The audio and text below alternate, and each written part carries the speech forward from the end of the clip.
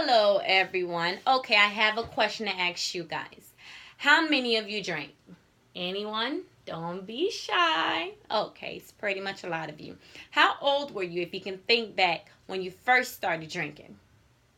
How old? Okay, some of you guys said 13, 15, okay. 16, anyone? 18, 23? Okay, that's pretty good. Did you know that adolescent's brain is affected differently by alcohol than adult brain? Fun facts, right? Yes, that's pretty much true because adolescent's brain is not fully developed and fully mature than person that's 21. Person that's 21 is presumed under state law that you are fully responsible, that you are fully aware of your consequence, that you do know right from wrong, and then at the same time at that particular age you can actually be able to, that's when you start voting, you can start driving, you can start purchasing your own home, you start taking on big responsibilities such as jobs, paying bills, and etc. Okay, what I will go ahead and discuss today is the changing the existing policy on the drinking age in the U.S. to, guess what, 21. Yes, I do in fact believe that the legalized age of 21 should remain 21 in the state. I know that there are some states that still has not legalized it to 21 yet. They still allow 18 years old to still be able to purchase alcohol.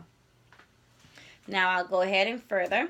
Okay, this is just a graph that shows you 8th graders and 10th graders and 12th graders. At that particular grade level, that's when youth starts drinking a lot of alcohol.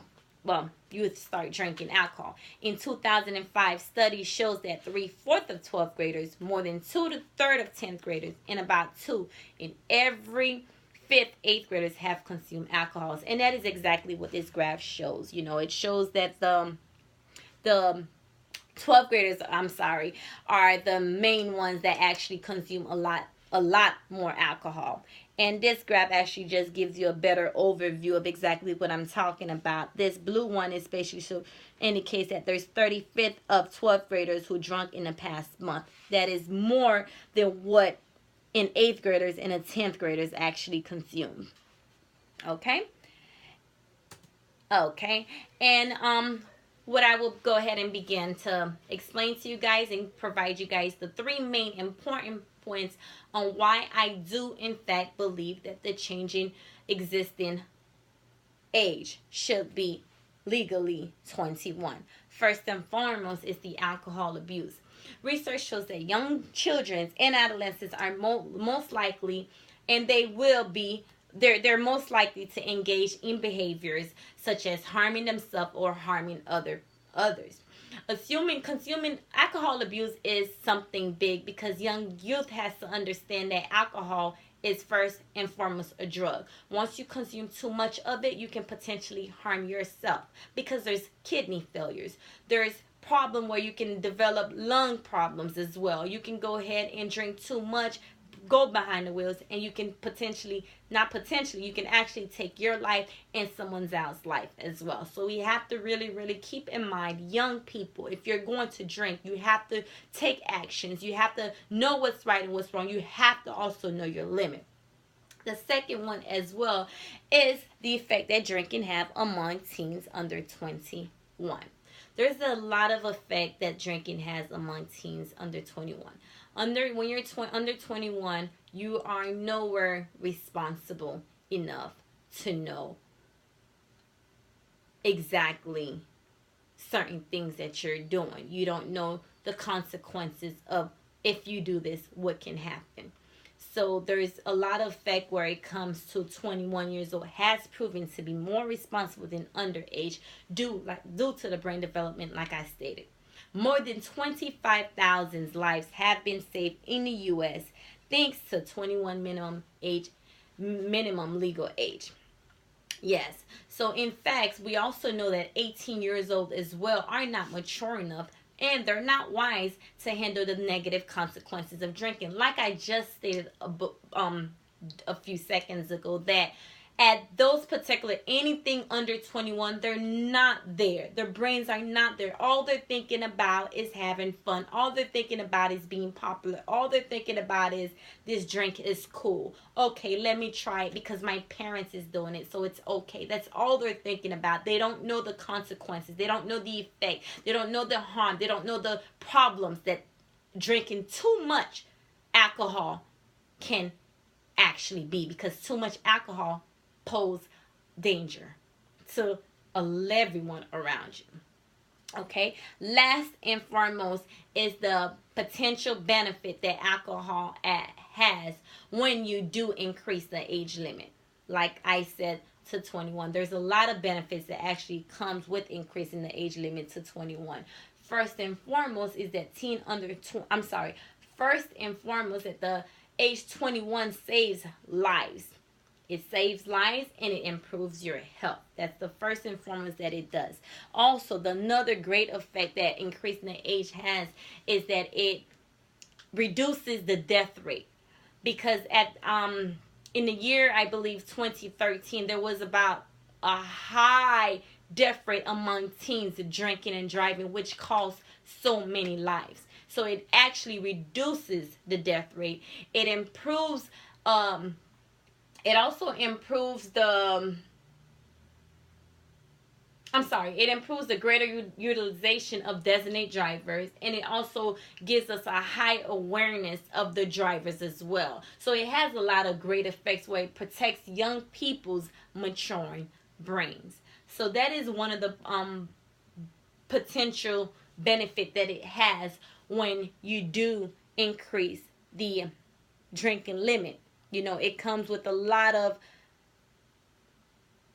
saving lives, improving you, making you a better person when you increase it to an age limit where they're more responsible. They know that their limit. They're careful. You know, they know, okay, if I drink too much, let me make sure I have someone else in the driver. Okay. Alcohol is a drug. This picture shows three people, three young boys. They seems to have beer in their hands. I do want to make it known that beer, in fact, is a hard liquor. It's considered a hard liquor. Yes, it may not be a hard liquor, but at the end of the day, it has the same side effects. If you consume too much, of that alcohol that's inside of that beer, because we do know that beer has alcohol. If you consume too much, it gives you that same effect that a hard alcohol do. Okay, so you have to keep in mind that beer, wine are hard liquor. And that is why I actually showed this picture as well, because people age 12 to 20 years old drinks 11% of alcohol in the U.S. They drink enough, to them, like I stated, they may think that these particular drinks are not hard liquor, but in fact, they do have alcohol in it. So at the end of the day, alcohol is a drug. And the same way marijuana is a drug, weed is a drug, these particular things are drugs. Alcohol is also a drug because it has a lot of effect, and it's harmful effect. Okay, this is the effects of underage drinking and driving. This basically is a story. This is a story that goes back in, I believe, in 1960. It goes back, I can't particularly think, but it's a horrific story of a Binskin family where 3 killed in a ferry crash in 1997. Due to underage drinking. Due to underage drinking and driving. And only 2 survived the accident. So this story is in fact a true story, and apparently it was the uncle. The uncle was the one that was drinking and driving. Back in 1997, he was 18 years old.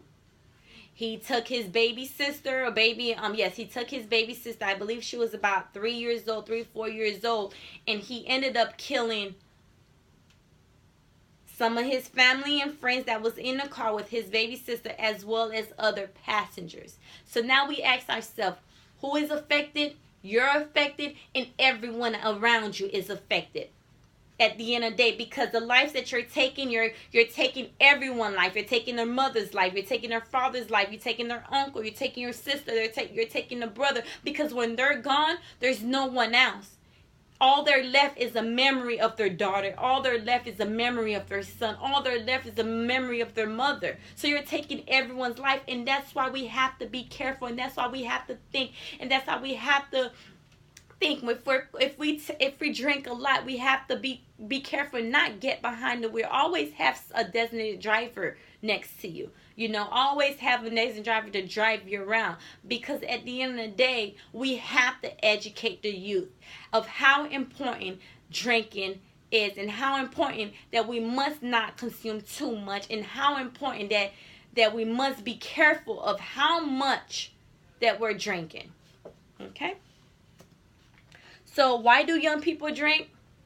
Well, young people, from the statistics and research, they drink for many reasons. Because they think that it's cool. Because their parents are doing it, so they think that it's okay. Because of popularity, they want to belong to a group. Or, after school, they see a couple people drinking, they think it's cool, so they go just to belong into the group. They also think that it's what kids are doing nowadays. Okay? So, this is just a thing that shows, I want you to not drink and drive. No more victims. And I ask you, no more victims. Youth that are under 21, be careful. Educate yourself. Ask. There's schools that are actually promoting things, promoting awareness of what to do, what not to do, once you get behind the wheel. So you guys must think, you guys must act. And if you're going to be behind or you're going to drink, you must be responsible for your action. You must take the consequences and not give excuses to why you were drinking. Okay? Thank you for listening. You have a good day.